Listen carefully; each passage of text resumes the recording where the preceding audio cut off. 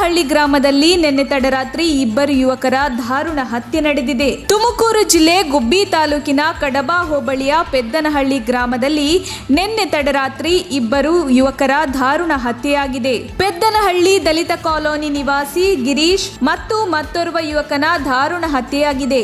ಪೆದ್ದನಹಳ್ಳಿ ಸಮೀಪದ ಕಟ್ಟೆಯಲ್ಲಿ ಮತ್ತು ನಿರ್ಜನ ಪ್ರದೇಶದಲ್ಲಿ ಯುವಕರ ಶವ ಪತ್ತೆಯಾಗಿದೆ.